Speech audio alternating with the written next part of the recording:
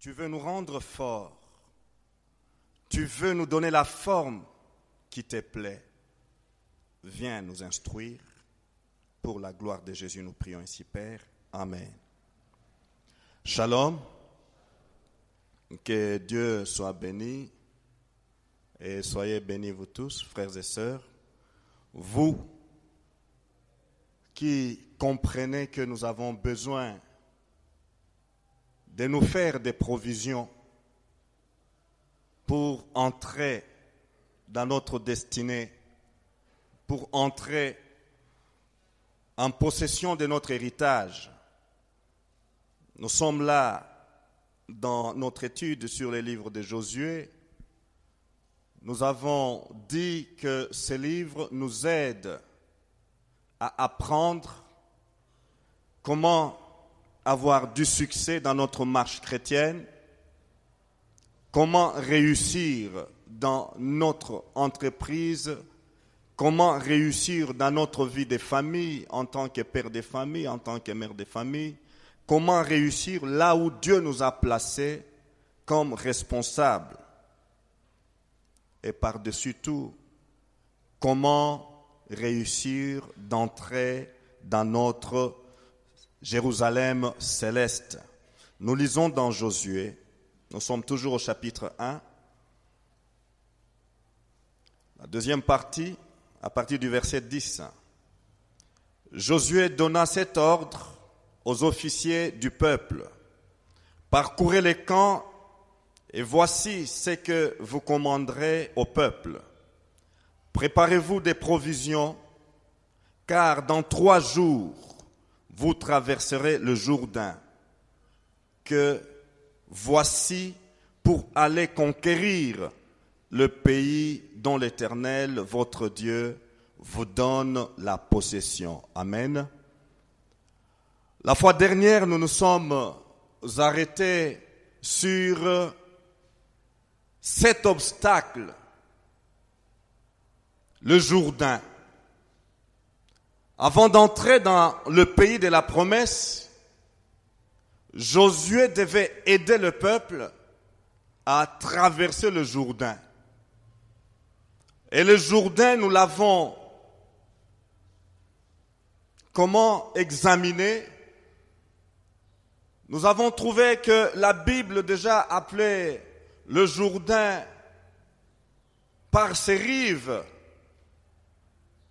d'une difficulté insurmontable,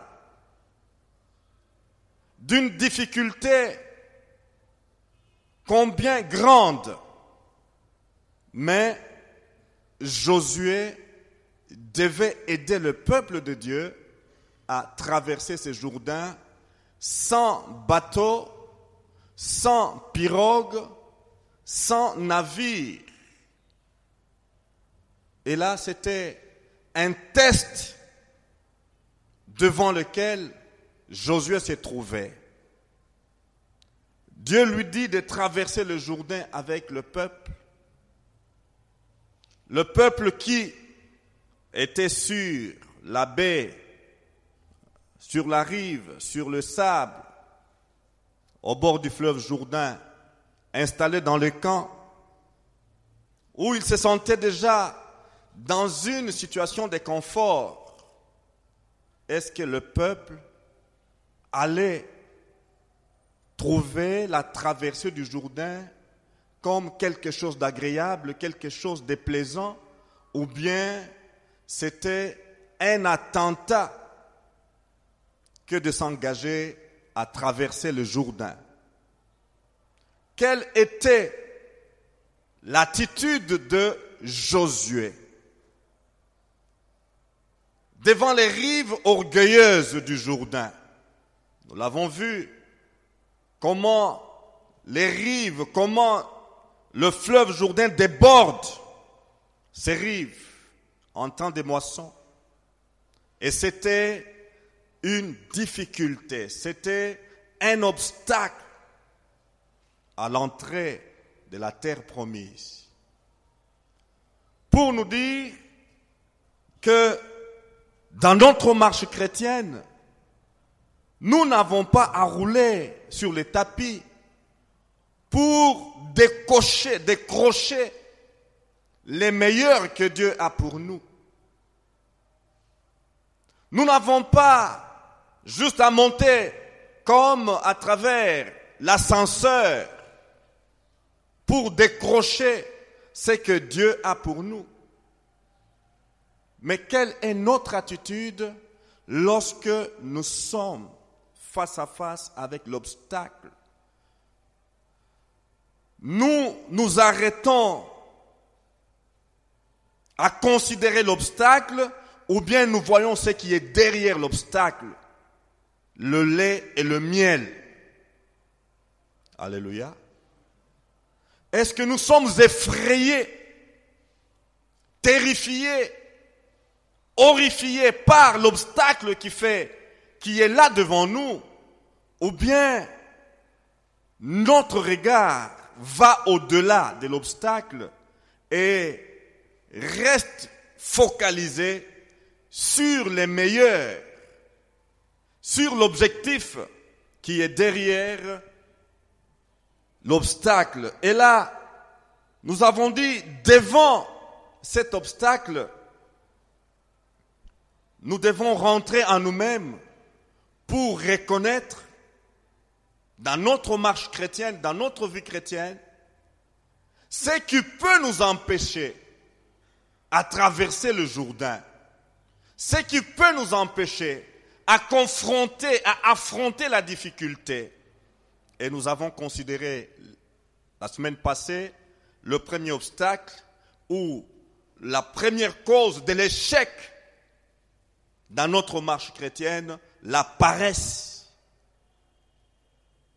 Et là, je nous ai dit, lorsque ça ne marche pas dans notre vie, lorsque nous n'arrivons pas à décrocher, à aller de l'avant, nous avons toujours tendance à jeter la pierre sur l'autre, à dire que c'est tel autre. Mais nous oublions de rentrer à nous-mêmes, faire une introspection. Et nous avons dit qu'il y a une cause majeure des échecs, une cause majeure des défaites. Et cette cause majeure, c'est la paresse. Nous avons défini la paresse, je ne reviens pas là-dessus, comme le défaut du paresseux qui n'aime pas le travail et l'effort. Quelqu'un qui a la répugnance pour le travail et pour l'effort.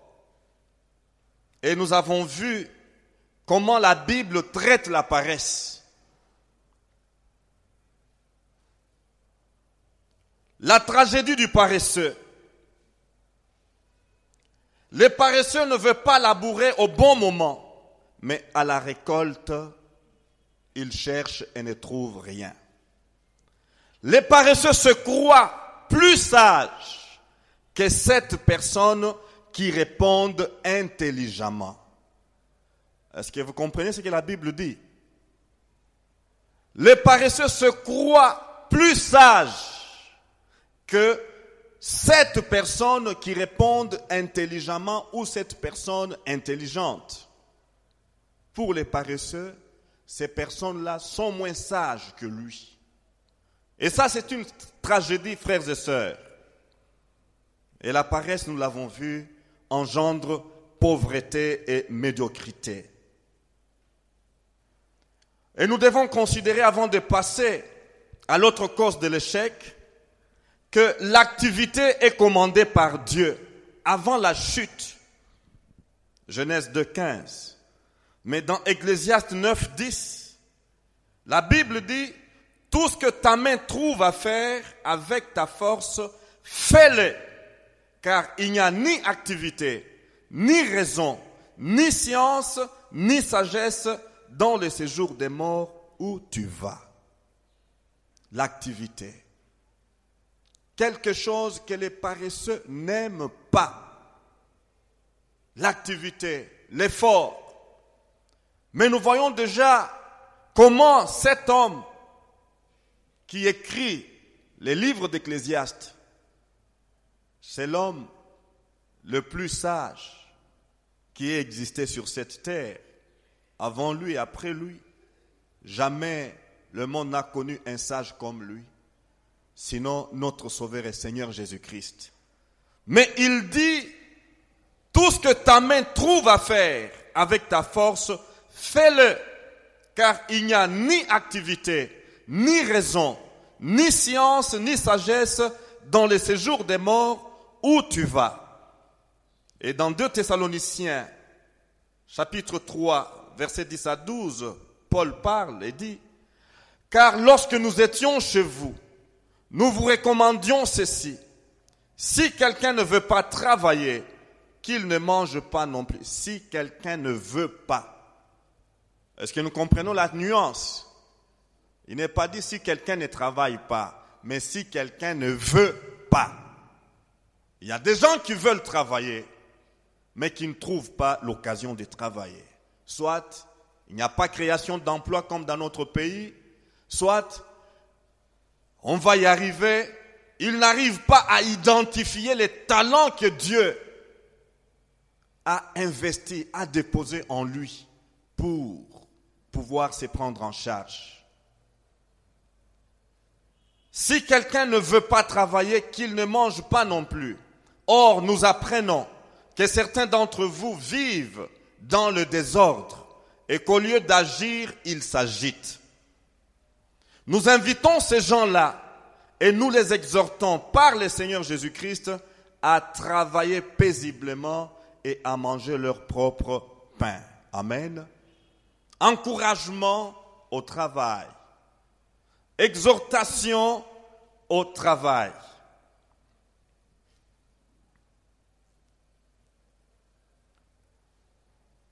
Parce que la paresse gaspille le temps et nous devons savoir que le temps est un don de Dieu à utiliser avec sagesse.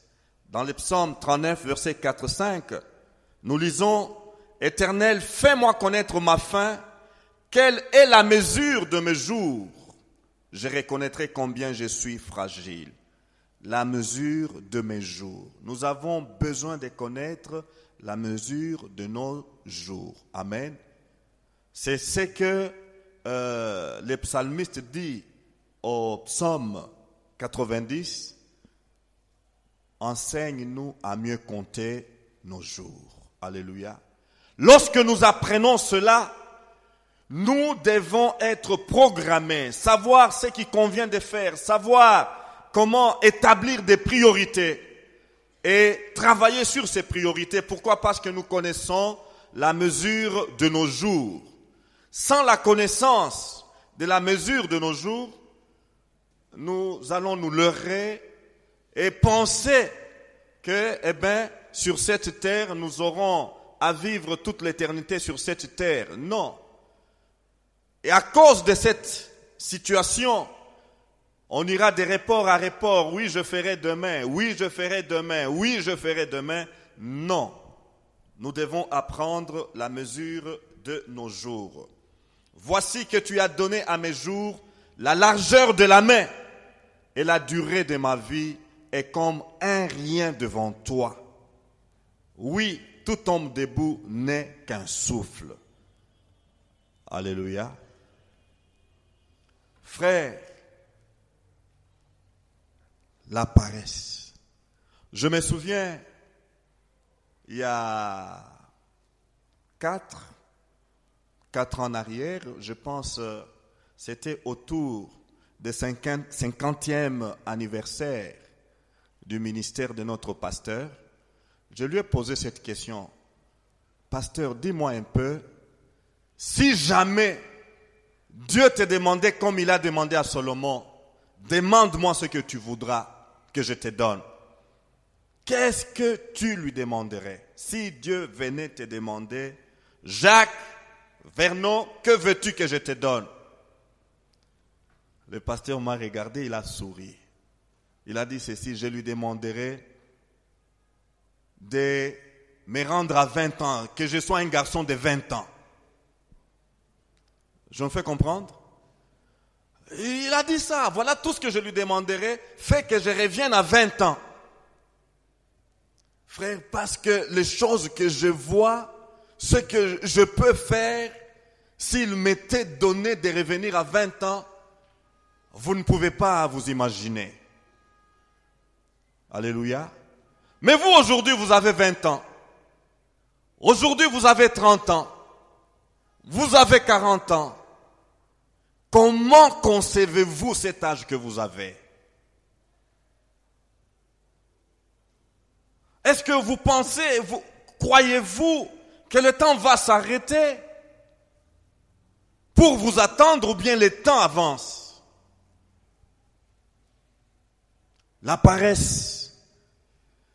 La paresse nous fait gaspiller les meilleures années de notre vie terrestre. La paresse. Elle ronge les meilleures années.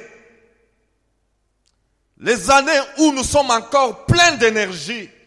La paresse. La paresse nous vole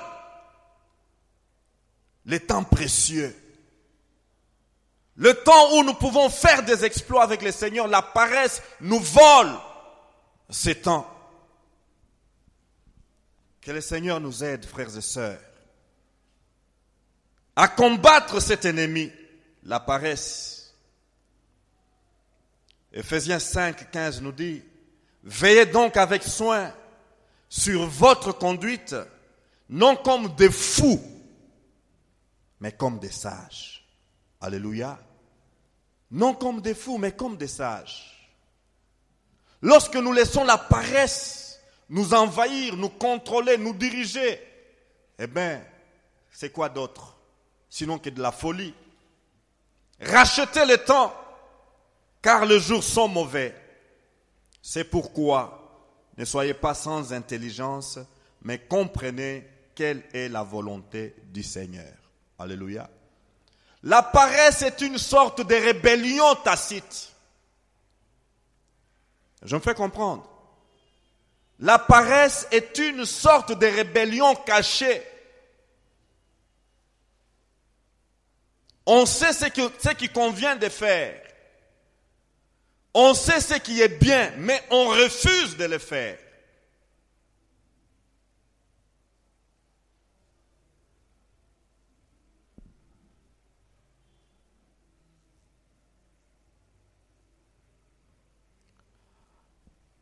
Ces causes, nous avons intérêt à les décortiquer. Pourquoi? Parce que si nous ne connaissons pas les causes d'échec, nous allons faire du surplace. Et nous allons continuer à condamner les tierces personnes. Nous allons continuer à condamner l'environnement. Nous allons continuer à condamner les autorités. Nous allons continuer à condamner les autres. Mais il est convenable que nous puissions prendre connaissance de ce qui est cause d'échec, cause endogène. Deuxième cause d'échec, attente irréaliste. Nous lisons dans Proverbe 28, 19. Celui qui cultive son sol est rassasié de pain. Amen.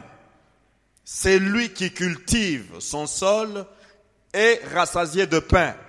Mais celui qui poursuit des futilités est rassasié de pauvreté. Ça, c'est la parole de Dieu qui parle. La version français courante libelle ceci. Celui qui cultive son champ a beaucoup de pain. Celui qui cultive des illusions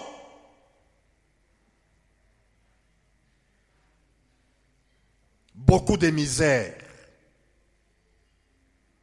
illusion, attente irréaliste. En d'autres termes, illusion. Il y a quelque temps en arrière, pour avoir un peu l'image d'attente irréaliste. Je me souviens des amis avec lesquels on a terminé les humanités, qui ont dit non, moi je ne vais pas étudier au Zaïre. Moi je dois aller étudier en Europe, en Amérique. Une année est passée, j'attends mon heure pour aller en Amérique. Une deuxième année est passée, je continue à attendre d'aller en Europe. J'attends. J'ai fait les démarches, troisième année. Et ceux qui se sont rapprochés ici au pays, troisième graduat. Et eux continuent à attendre l'occasion d'aller en Europe, l'occasion d'aller en Amérique. Quatrième année, les Aïrois sont allés en L1. Et ils continuent à attendre d'aller en Amérique, d'aller en Europe. Et cinquième année, les pauvres Aïrois sont arrivés en L2 et ils ont terminé les niveaux de licence. Et les autres, nous attendons. J'ai déposé mon dossier est à l'ambassade. Et on m'a promis que cette fois-ci, c'est déjà prêt. Eh bien, je continue à attendre. Je ne peux pas étudier. En tout cas, ici, les conditions sont vraiment terribles. Et puis, l'enseignement n'est pas sérieux ici.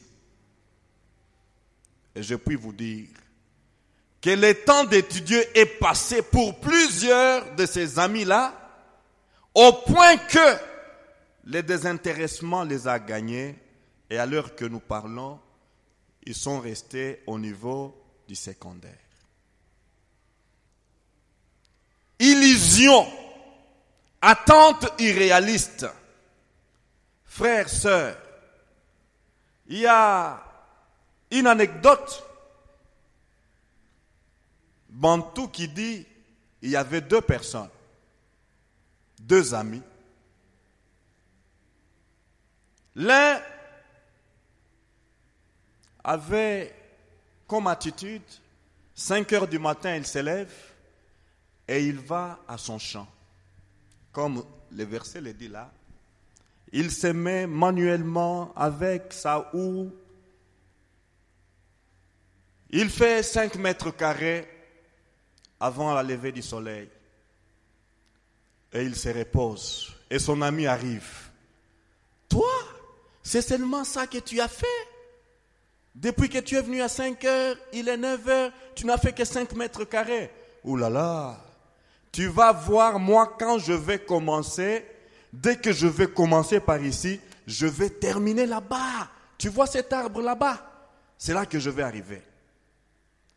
Demain, l'ami arrivait, il commençait encore. 1, 2, 3, 9 heures, il a fait encore 5 mètres carrés et le soleil, quand il commence à chauffer, il arrête. Et son ami arrive. Tu es vraiment fainéant. C'est tout ce que tu as fait comme travail. Tu vas voir quand moi je veux me mettre au travail.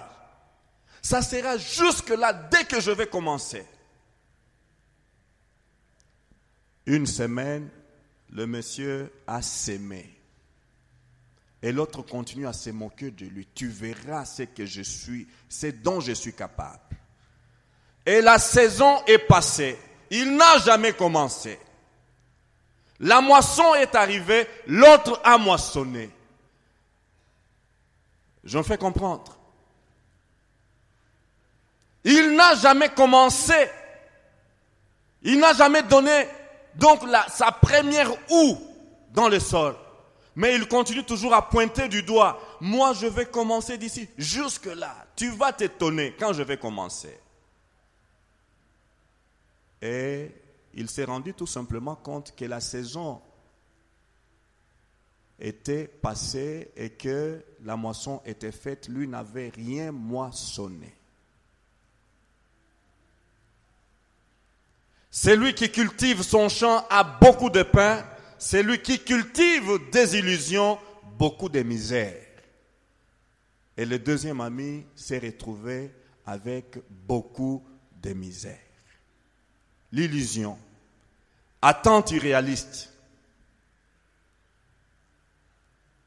Combien d'enfants de Dieu se nourrissent d'attentes irréalistes, projets irréalistes, objectifs irréalistes? Combien d'enfants de Dieu se font des projets irréalistes? Combien d'enfants de Dieu n'ont pas les deux pieds sur terre?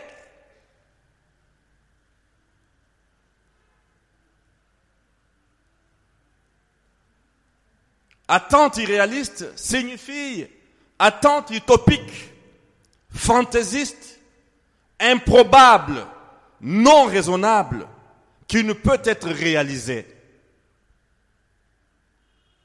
Vous allez me dire que les chrétiens doivent rêver grand. Bien sûr que oui. Alléluia. Les chrétiens doivent rêver grand. Dieu parle tantôt d'une manière, tantôt d'une autre. Par les rêves, Dieu parle. Alléluia.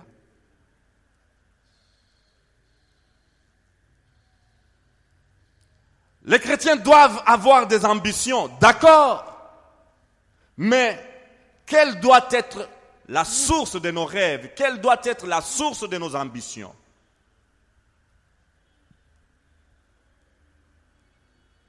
Et quelle devrait être la motivation de nos rêves? Quelle devrait être la motivation de nos ambitions?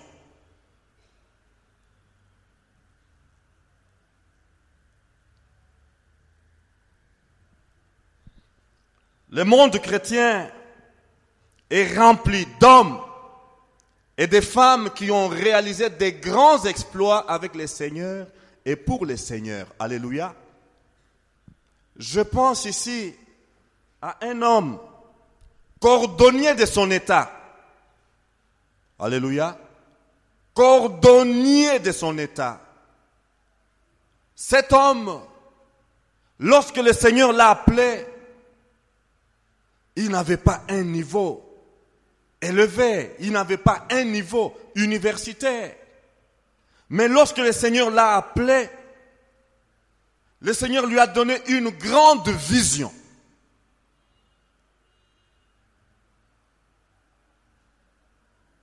Cet homme rêvait grand.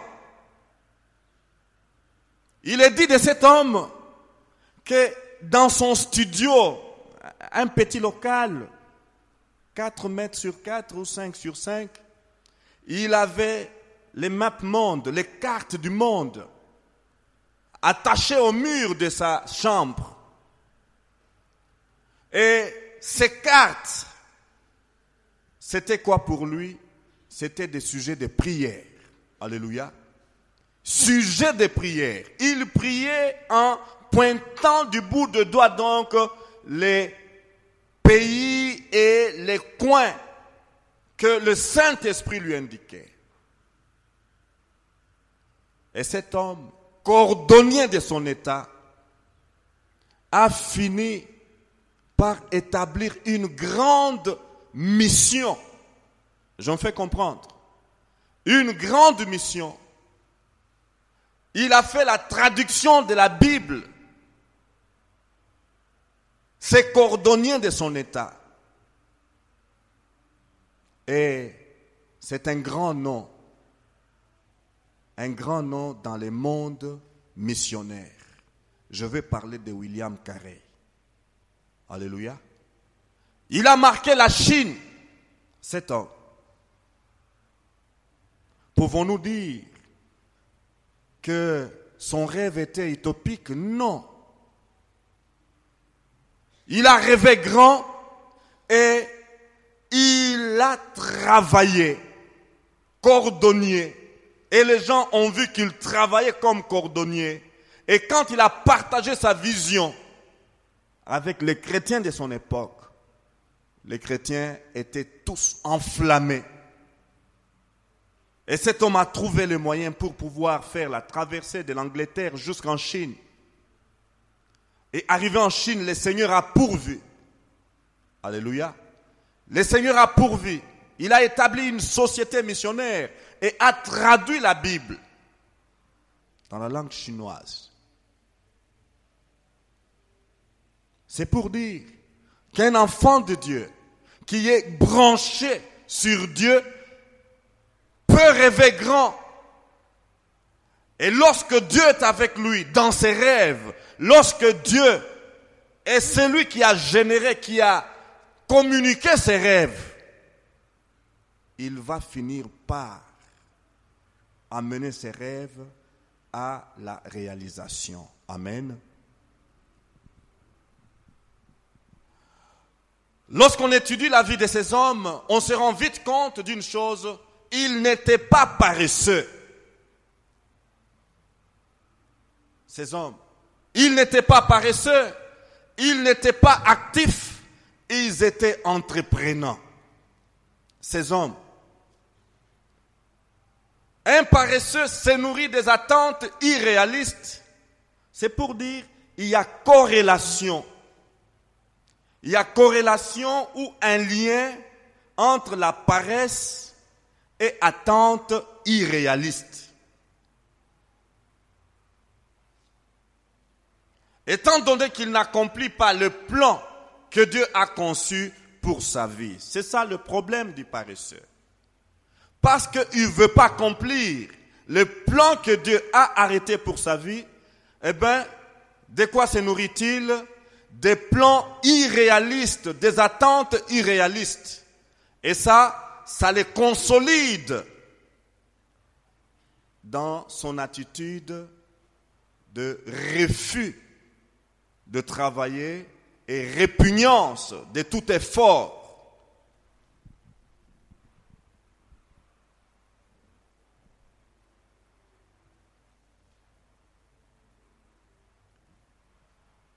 Il ne vit pas non plus les expériences et les relations découlant d'une vie normale, d'une vie saine. Sa perception de la réalité est faussée. Son imagination part dans tous les sens, les paresseux. Il ne vit pas la réalité que les hommes actifs vivent. Il est dans un autre monde, les paresseux. Sa perception de la réalité est faussée. Son imagination l'entraîne très loin. Au lieu de travailler, son imagination, c'est celle qui travaille. Elle travaille et part dans tous les sens.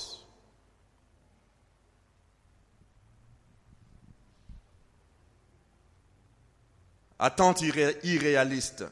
La déraison fait croire que la foi consiste à rester assis, à fantasmer et voir des accomplissements très éloignés de la réalité. Qu'est-ce que je veux dire? Lorsque on se perd, on s'écarte de la raison, on fait de la foi une baguette magique, si vous voulez bien. Au nom de Jésus, je peux rester du matin au soir, tranquille. Seigneur, fais tomber dans mon assiette tel menu et puis ça va tomber. Mais non. C'est ça la déraison. C'est ça la déraison. Nous avons besoin de comprendre une chose, que Dieu, le Dieu qui a créé les cieux et la terre, ne peut pas entretenir la confusion. Il est celui qui a valorisé le travail. Et Dieu veut l'activité. Mais lorsque notre foi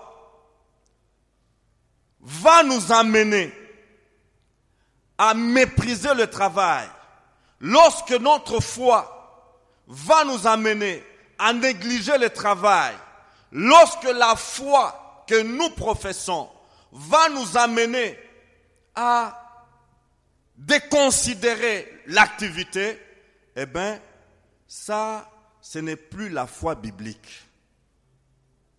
Je me fais comprendre. Ça, ce n'est plus la foi biblique.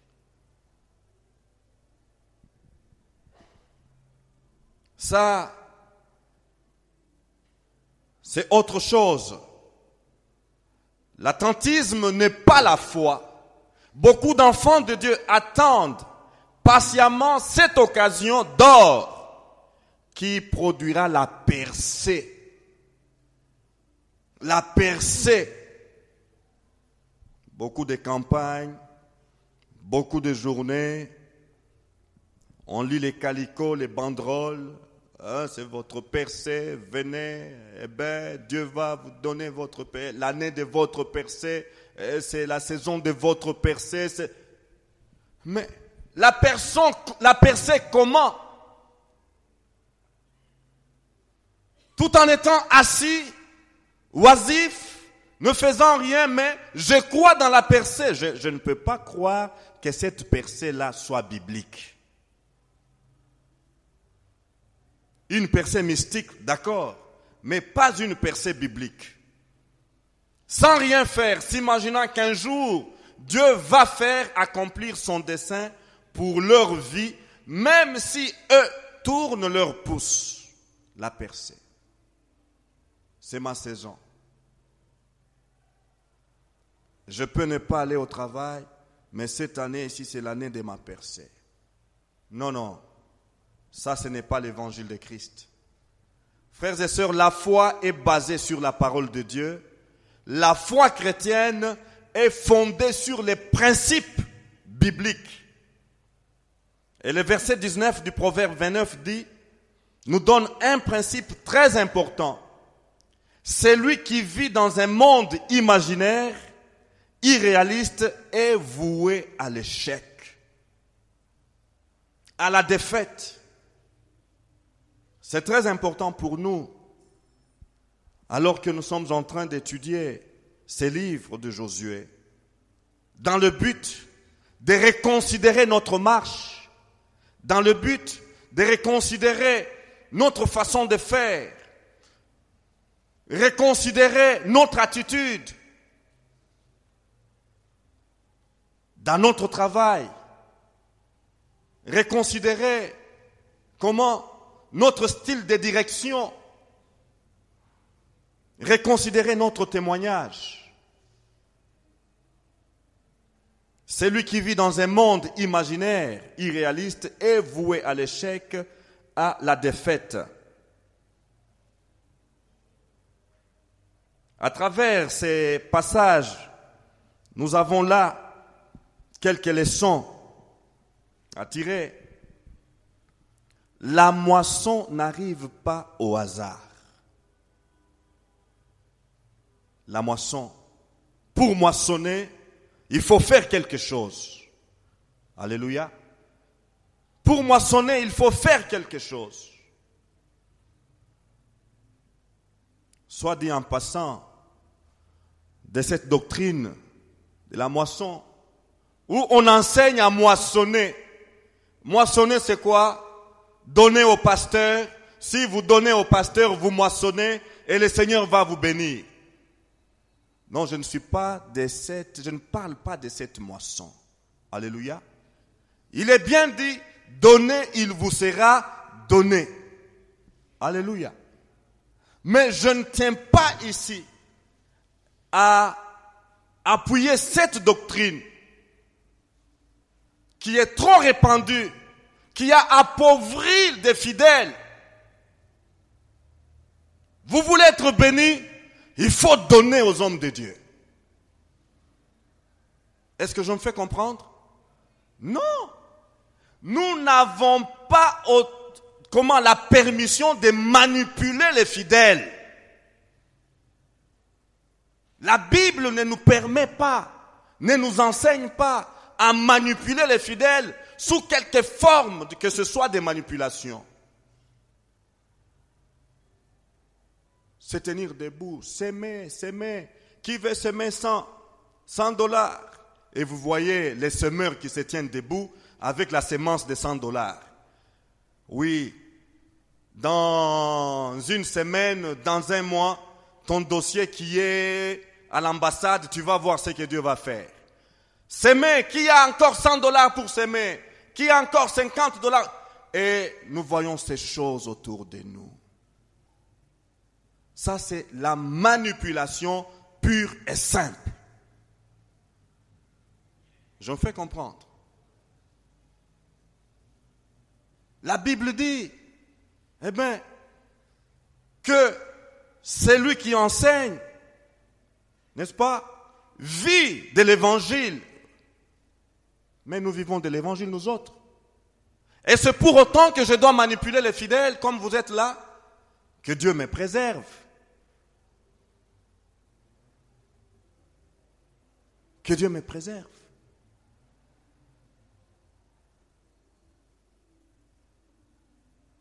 Plus d'une fois, notre pasteur a enfoncé le clou sur cette déviation, cette dérive. Déviation égoïste, égocentrique. Lorsque Dieu veut bénir son serviteur, il le fait sans que les serviteurs viennent manipuler la masse. Alléluia. Il le fait. J'ai toujours dit, Dieu connaît mon adresse.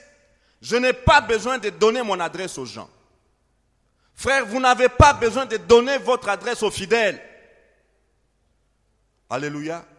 Même caché dans un coin quelque part, lorsque Dieu décide de te bénir, il envoie les corbeaux là où tu es caché. Et le corbeau qui viendra, c'est un oiseau pur? Non. Inattendu. Donc, la moisson n'arrive pas au hasard. Il faut labourer la terre aride. Il faut aimer l'activité. Labourer, ce n'est pas un jeu d'enfant. Il faut labourer la terre aride, la retourner, préparer le sol, puis s'aimer. Ça fait transpirer. N'est-ce pas? Ça fait transpirer. Il faut donner la main aux cultivateurs, ceux qui travaillent la terre. Quand vous les saluez, vous sentez que non, ça c'est la main d'un homme. Une main rude, rocailleuse. Pourquoi? La main qui travaille. Il faut labourer la terre. Il faut arroser. Alléluia. Il faut arroser. Prendre soin de ses mailles. Désherber jour après jour. Un travail méticuleux. Les semences vont commencer à pousser. Oh, quelle patience. Pas une patience passive, inactive, non. Je patiente, mais je travaille. J'enlève les petites herbes sauvages. J'enlève tout ce qui vient pour étouffer. Comment? La sémence de pousser jour après jour. Et c'est ça le travail de la foi. Alléluia. C'est ça le travail de la foi. Jusqu'à la maturation. La percée, c'est la maturation. Alléluia. La réussite, le succès, c'est quoi? C'est la maturation. La moisson, moment crucial. Et si on laisse passer trop de temps, alors que le temps de moissonner est arrivé, qu'est-ce qui va arriver?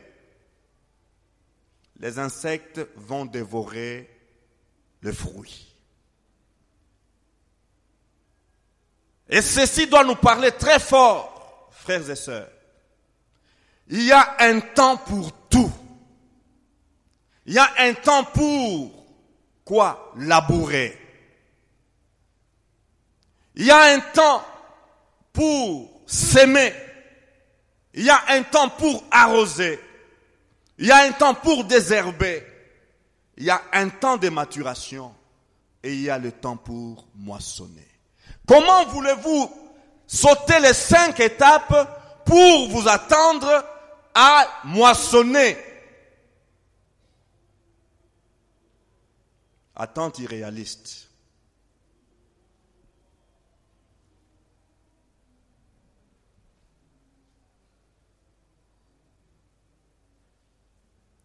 Votre vie Ma vie, c'est notre champ. Alléluia. La vie que Dieu te donne, la vie que Dieu me donne, c'est cela ton champ, c'est cela mon champ. Alléluia. Comment est-ce que vous travaillez ces champs? Comment réussir une bonne moisson, une bénédiction dans votre champ, votre vie? C'est là la question essentielle. Comment appliquer ces principes attachés à la terre? Comment les appliquer dans notre vie? Je me fais comprendre? Comment labourer dans notre champ, qui est notre vie? Comment s'aimer dans notre champ, qui est notre vie? Comment arroser cette sémence que nous avons semée dans notre vie? Comment prendre soin de cette sémence qui est déposée dans notre vie? Frères, nous avons besoin de collaborer avec le Saint-Esprit. Alléluia. Nous avons besoin de collaborer avec le Saint-Esprit. Le Saint-Esprit nous aide à comprendre. Comme il est dit, lorsqu'il sera venu, il vous conduira. Il prendra ce qui est à moi et vous le communiquera. C'est quoi le plan de Dieu pour notre vie? Qui nous révèle le plan de Dieu pour notre vie? Qui? C'est le Saint-Esprit. Comment pouvons-nous prendre conscience de ce que Dieu veut pour notre vie si nous ne collaborons pas avec le Saint-Esprit? Et là, je bénis le Seigneur pour les enseignements de ce dimanche ici. Notre associé, alléluia, Saint-Esprit, notre associé. Il est le révélateur qui nous révèle les choses qui sont cachées. Frères et sœurs, c'est le Saint-Esprit qui peut nous aider à découvrir les talents. Les talents que Dieu a déposés en nous. Alléluia. Chacun de nous a quelque chose de la part de Dieu. Chacun. Il n'y a personne qui puisse condamner Dieu. Dieu, tu es injuste. Pourquoi tu as donné à celui-là 5 talents? Pourquoi tu as donné à celui-là ceci, cela? Et tu ne m'as pas donné à moi un talent. Non, tu as un talent. Tu as un talent. Demande au Saint-Esprit de te révéler les valeurs que Dieu a investies en toi. Les valeurs qui dorment en toi. Alléluia. Je me suis toujours dit, Dieu ne peut pas passer son temps à placer quelqu'un d'inutile sur la terre. Dieu ne peut pas envoyer quelqu'un ici-bas sur terre juste pour occuper inutilement la terre. Si Dieu a permis que vous voyez le monde, que vous veniez au monde, c'est pour un but. Alléluia. C'est pour un but. Et Dieu a un plan avec vous. Dieu a un plan avec moi. La question est simple. Seigneur, montre-moi ce pourquoi tu m'as placé ici-bas sur terre. Alléluia. Révèle-moi ta volonté. Révèle-moi ton plan. Qu'est-ce que tu attends de moi? Et Dieu ne peut pas cacher à son enfant qui lui demande de cœur sincère ce qu'il a conçu pour lui. Alléluia. Nous avons chacun des talents que Dieu nous a donnés. Et ces talents, lorsque nous les découvrons, nous avons le devoir de les mettre en valeur.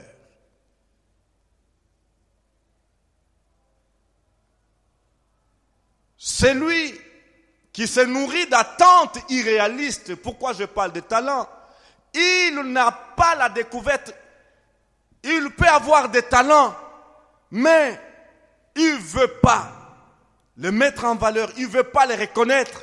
Et parce qu'il ne les reconnaît pas, il n'a pas le temps et même la volonté de les mettre en valeur. Lui, il est toujours en train de condamner Dieu. Pourquoi seulement à celui-là et pas à moi? Pourquoi à celui-là tu as fait ça? Pourquoi à celui-là tu as fait ça? Et pourquoi pas à moi? Faire confiance au Seigneur pour le reste par sa grâce. Découvrir les talents que Dieu vous a donnés, que Dieu nous a donnés. Les mettre en valeur et faire confiance à Dieu pour le reste. Frères, sœurs, cela nous amène à considérer ces passages. Matthieu 25, 14, 15. Il est dit, il en sera comme d'un homme qui, en partant pour un voyage, appela ses serviteurs et leur confia ses biens. Il donna 5 talents à l'un, 2 à l'autre et 1 au troisième, à chacun selon sa capacité. Alléluia. À chacun selon sa capacité. Dieu, c'est un Père responsable. Et dans ce qu'il fait, il sait pourquoi il le fait. Jean 15, 8. Mon Père est glorifié en ceci, que vous portiez beaucoup de fruits et vous serez mes disciples. Alléluia. Portez beaucoup de fruits. Voilà ce pourquoi Dieu nous garde sur terre. Frères et sœurs,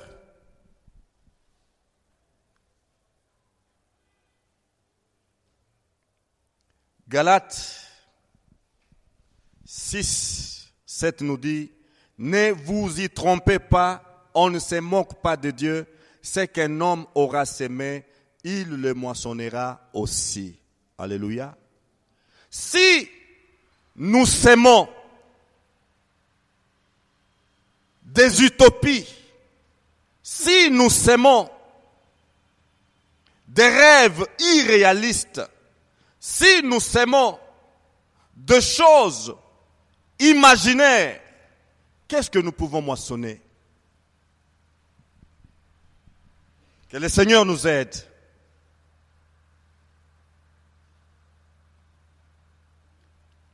J'introduis avec la troisième cause, avant de terminer. La troisième cause se rapproche des deux passés. Elles sont liées, ces causes. C'est quoi? La nonchalance. Il y a une lettre N que j'ai sautée là-bas. Nonchalance. Disposition de celui qui ne se soucie de rien. Celui qui manifeste la mollesse, qui manifeste l'abandon. Combien d'enfants de Dieu aujourd'hui font preuve de nonchalance dans leur témoignage? Combien d'enfants de Dieu, combien de chrétiens, lorsqu'on les regarde, même dans l'exercice de ce à quoi Dieu les a appelés, on se demande, mais c'est quelle attitude de travail? Nonchalance. Vous ne sentez pas l'engagement. Vous ne sentez pas la détermination. On fait quand on veut.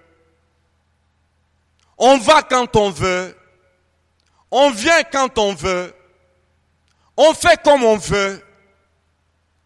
Mais comment peut-on parler de réussite et de succès, d'exploit, avec une telle attitude nonchalante?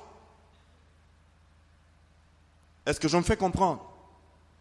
Comment un chrétien nonchalant peut-il faire des exploits? J'aime bien ce verset que nous répétons et répétons encore pour nous stimuler, pour nous exciter dans la foi. Nous allons de progrès en progrès, de victoire en victoire et d'exploit en exploit. C'est biblique, gloire à Dieu. Mais avec quelle attitude pour faire des exploits? Avec quelle attitude pour aller de progrès en progrès, de victoire en victoire? Non, pas avec la nonchalance, frères et sœurs. La nonchalance, c'est le manque d'énergie, le manque d'ardeur. Je ne sais pas si vous avez déjà fait cette expérience. Vous prenez la braise mouillée et allumez cette braise-là. Ça s'allume facilement. Braise mouillée. Et vous êtes affamé, vous voulez manger, vous dites, je vais allumer le feu de braise. Et vous voilà avec tige d'allumettes.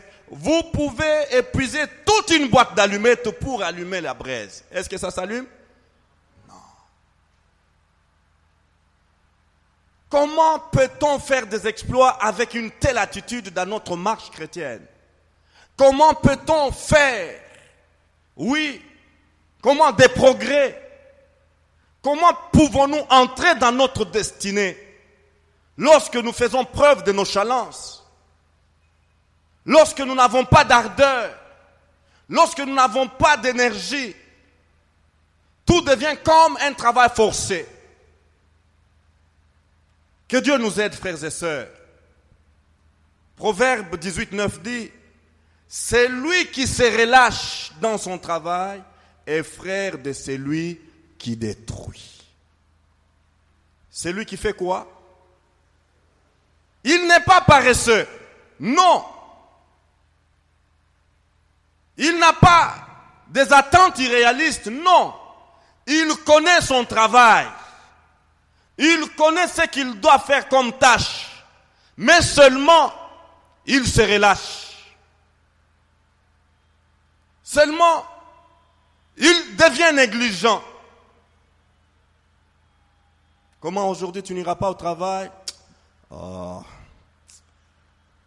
le travail aussi, écoutez, bon, j'irai quand il sera 10 heures. Tu n'iras pas à la réunion aujourd'hui? Je veux bien. Oui, c'est vrai. Je veux bien aller. Mais seulement, bon, je veux aller même quand il sera 8 heures. Et la Bible nous dit, c'est lui qui se relâche dans son travail est frère de celui qui fait quoi? Qui détruit. C'est un principe biblique et on ne peut pas le changer. Que Dieu nous aide à faire une introspection. Comment est-ce que nous travaillons? Comment est-ce que nous marchons? Comment est-ce que nous servons le Seigneur? Et là où nous sommes engagés comme employés, comment est-ce que nous travaillons? Est-ce que nous nous sommes relâchés? C'est lui qui se relâche dans son travail est frère de celui qui détruit. Frères, nous devons nous exhorter par ces principes. Sinon, beaucoup vont croire qu'ils sont en train de travailler à l'avancement de l'œuvre de Dieu, alors qu'ils ont déjà commencé à la détruire depuis longtemps. Non pas avec des marteaux, non pas avec des flèches, non pas avec, je ne sais pas, de burins pour détruire, mais avec leur relâchement, leur nonchalance, leur négligence.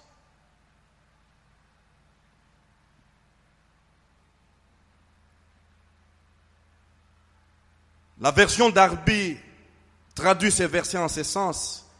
Celui-là aussi, qui est lâche dans son ouvrage, est frère du destructeur. Est-ce que c'est clair ou c'est flou? C'est lui-là aussi qui est lâche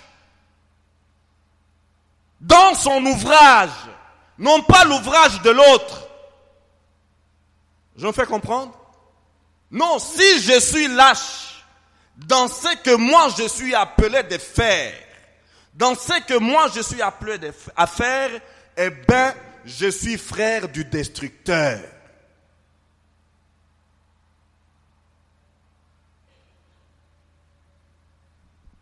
Que Dieu nous aide.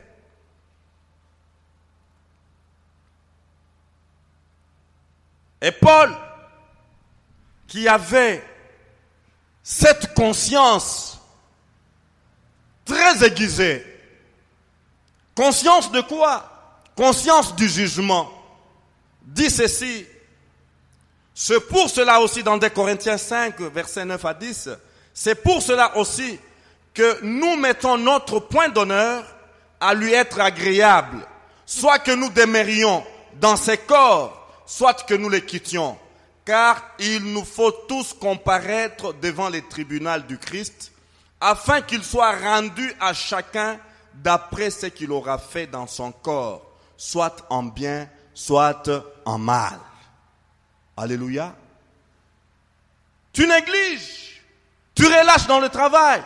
Ce n'est pas une institution divine qui va te juger. Ce n'est pas un homme qui va te juger. Tu viens à l'église quand tu veux. Tu restes quand tu veux. Mais ce n'est pas un homme qui va te juger. Ce n'est pas un pasteur qui va te juger. Le pasteur, son travail, c'est quoi? Exhorter, comme je le fais là. Je m'arrête là. Moi, je serai jugé autant que vous. Et je pleure, je prie Dieu pour qu'il m'aide à ne pas me relâcher dans mon ouvrage. Alléluia. Seigneur, aide-moi à ne pas être superficiel. Aide-moi à ne pas être léger dans le travail. Mais aide-moi à être profond dans mon ouvrage. Aide-moi à être comment? Oui, à faire quelque chose de consistant. Et non pas quelque chose de léger pour tuer le temps. Non, on ne se moque pas de Dieu. Dieu n'est pas grand-père. Il est notre Père. Alléluia. Il est notre Père céleste. Nous allons nous arrêter par ici. Nous baissons nos têtes dans la prière. S'il vous plaît, Pasteur Noé.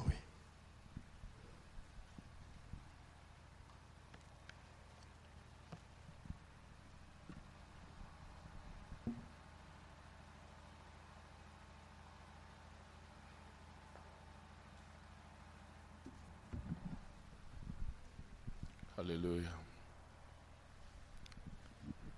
L'heure est déjà avancée, mais j'aimerais que nous puissions réfléchir sur ces paroles. Nous allons les intérioriser dans notre propre vie. Et nous allons comparer notre vie à ces conseils tellement précieux qui nous sont donnés. Les causes des échecs.